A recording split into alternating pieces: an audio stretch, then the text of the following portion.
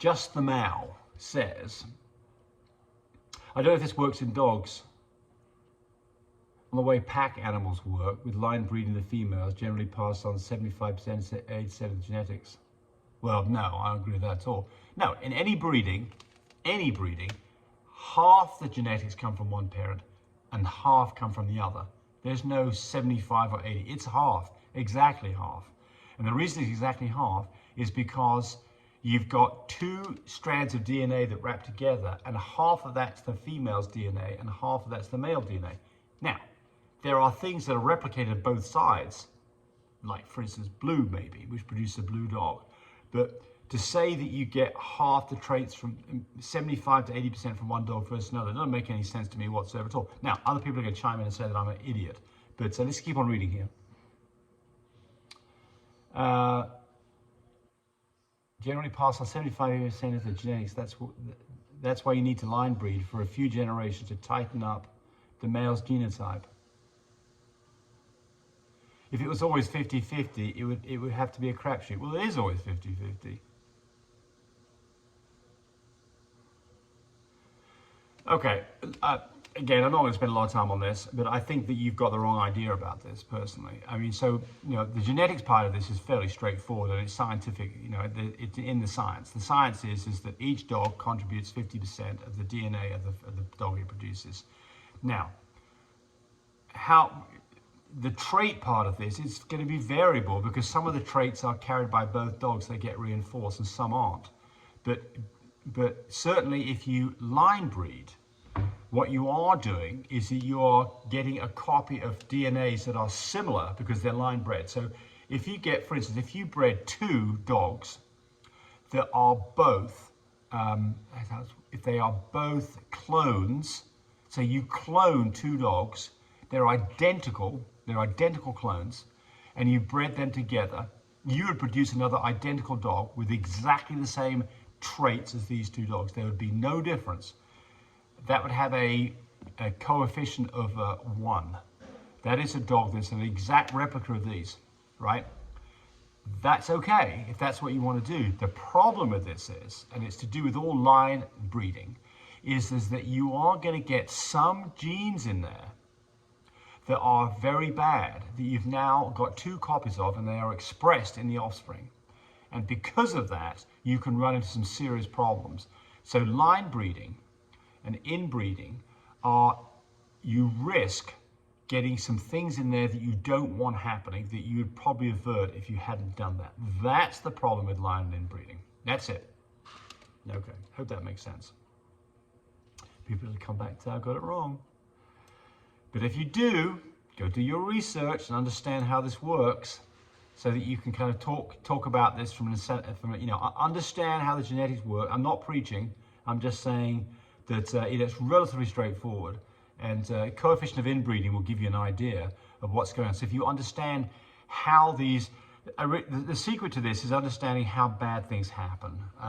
Bad things happen. I'll give you an example. In humans, for instance, there's a thing called a Huntington gene. The Huntington gene, if you have two copies of it, typically you're dead by 35. It's a really terrible thing to have. And so there are certain groups of people who have a lot of Huntington genes in their DNA. And there tends to be they're not a big sample of people, you know, cousins get married to other cousins because there's not a lot of population. And I don't know what part of the world it is, but it's there. And so what then happens is you get a lot of people who get two copies of Huntington, one from their mum, one from their dad. They get two copies, they're dead at 35. It's bad news for them. That would be an example of what would happen if you line breed. Doesn't mean it happens every time. It just means that there's a much bigger chance that you're going to have those kind of situations popping up. And the other part about this is to remember that you, me, your dogs, and every other mammal or every other creature on the earth has some really rotten DNA lurking in its genetics. The good thing about this is that if you don't get hooked up with another opposing sex, you know, male or female, that doesn't have that bad DNA, you're not going to have what's called a phenotype. It's not going to physically show up. And so you escape the problem, but you can still pass it on to your offspring.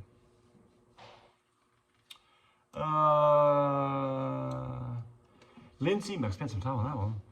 Lindsay Mayer, I have one French Bulldog that's blue with tan points, another that's a fawn with blue mask. What should I list them as and register as AKC? Okay, well, so the AKC, in French Bulldogs, if you go look at the AKC litter DNA registration form, there are limited colors there. I think it's fawn, brindle, cream, pied. That's it. Those are the things you have, and those are the things that you can put into the ring. If you start putting in blues and chocolates and merles and fluffies and big ropes and all of that stuff, you can't show it in the ring, and that's what this is all about. You can still register the dog, but you've got to pick one color that is closest to what you think the dog is, which for me, if it's a non-brindle dog, would be fawn. So I pretty much put all my dogs down as fawn. I'm not showing them in the show ring, and so it's not a problem. Now, you can send a picture off with the dog, and you certainly can get blue put down as gray. And I think there's going to be a point where that's going to be on the form, but I don't think it's there yet. Now, if you start trying to get fluffy dogs and things like that done, you're not going to get anywhere with it. And if you're in certain places, like I think in England, you can actually be refused, like the United Kingdom Kennel Club, I think will refuse you registration if they realize that you're trying to register a merle dog. I think. Might be wrong on that, might be wrong. So I just put down fawn because, and again, so then the question gets to be is when somebody buys a dog from you or inherits a dog from you, they look at the form and it says fawn and you sold them an Isabella and they're like, what the hell? You're supposed to be selling me an Isabella dog, it says fawn.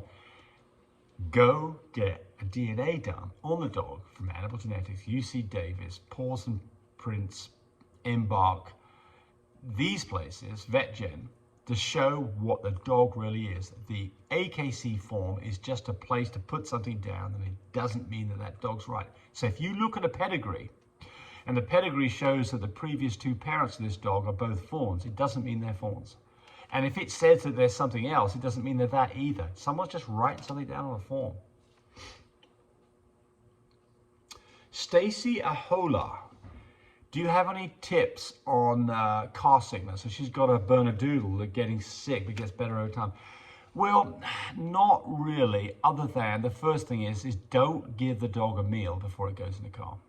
So I'd hold back food and water for a few hours prior to a car trip. That's the only thing that I can recommend. Now, there are products that humans take, like Benadryl, that you can give dogs too. So those might help the situation where you can give a dog a Benadryl and calm the dog down with a Benadryl. And I would also try that too.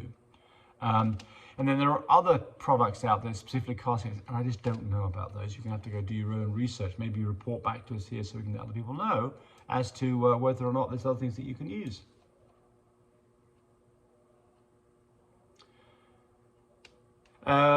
Badger sticks. According to Animal Genetics, 85% of French Bulldogs carry one copy of IVD CDDY. It should be a non-factor, just like DM in Frenches. Well, it is a bit different. So DM in Frenches, and I think probably 30% of dogs have a copy of DM. DM does not inflict any problems on a French Bulldog. It does in other dogs, but it doesn't in Frenches. As far as the IVD CDDY, typically what you're seeing here is a dog with a short back, and that can have spinal problems. So, I think it's a little bit different, but I think you have to accept the fact that you're going to see lots of dogs that have IVVD, CDDY, and I think it's fairly common. Does it cause a problem in these dogs? I think that, when you have a dog with a really short back, you can have spine problems. We're not really doing the French Bulldog a big favor by trying to produce these smaller, more compact dogs, but that's what I like to see personally. But it gets back to this situation where what's the most healthiest dog you can get? And the answer is the one from the pound that's got a huge genetic profile across many different breeds. That's typically the healthiest dog. And when you start getting to purebred dogs, they tend to have more problems. Look at a French Bulldog. One of the things we do is produce a dog with a flat, called brachycephalic, with a short face. And that can have breathing problems. And those breathing problems can cause problems for a dog specifically if it gets hot, where it's having a hard time breathing. Collapsed palate, small nares, those are all problems that Frenchies absolutely can have. And we could breed that out of the dogs, but that's not what people, I think that the first place, that if you want to see changes in these things, it has to happen in the show ring. That's the first place that these things should be happening, would be in the show ring, because that puts pressure on people, There's not another common forum for people to see what is the right French Bulldog. And so we have a breed standard that, in the example, the AKC puts out for every single breed what the breed standard is. They can change that breed standard. And so if we were concerned about this, then we should try to produce different dogs. Just my 2 cents worth.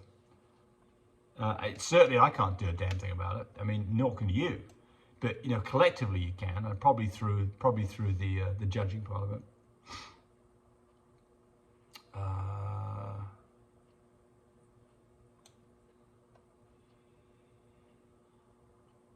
Oh, I'm getting chastised correctly.